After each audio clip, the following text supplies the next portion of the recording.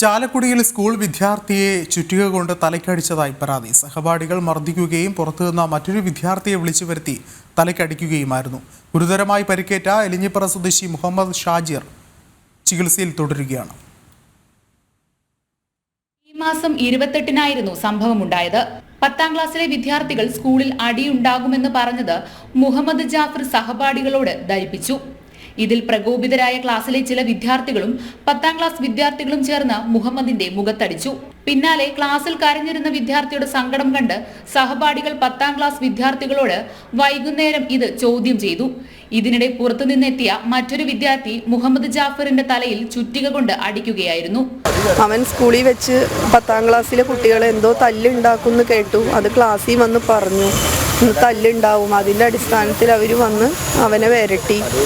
അവൻ ഇല്ല, ഞാൻ കേട്ടത് പറഞ്ഞു, സോറി എന്ന് പറഞ്ഞു.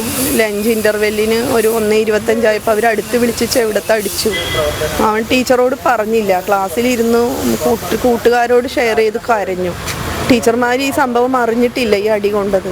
അത് കഴിഞ്ഞ് സ്കൂൾ വിട്ട് വരുന്ന വഴി ഇതിൻ്റെ തുടർച്ചയായി കൂട്ടുകാരോടൊപ്പം വരുമ്പോൾ എന്തിനാണ് നീ അടിച്ചതെന്ന് ചോദിച്ചു പോയപ്പോൾ അവർ അങ്ങോട്ടും ഇങ്ങോട്ടും കയ്യാങ്കളി ആയപ്പോൾ ആയിരിക്കാം ആ ഒരു കുട്ടി, ആൽബർട്ട് എന്നാണ് പേരെന്ന് പറയണു, ഈ സ്കൂളിൽ പഠിക്കണതല്ല, ഇന്ന് വരെ ഇവർ തമ്മിൽ കണ്ടിട്ടുമില്ല.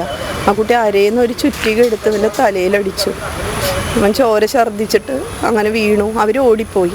പരിക്ക് ഗുരുതരമായതോടെ വിദ്യാർത്ഥിയെ തൃശൂർ എലൈറ്റ് ആശുപത്രിയിൽ പ്രവേശിപ്പിച്ചു. 2 ദിവസം അബോധാവസ്ഥയിലായിരുന്ന കുട്ടി ആരോഗ്യം വീണ്ടെടുത്തെങ്കിലും അടിയന്തര ശസ്ത്രക്രിയയ്ക്ക് വിധേയമാക്കേണ്ടതുണ്ട്.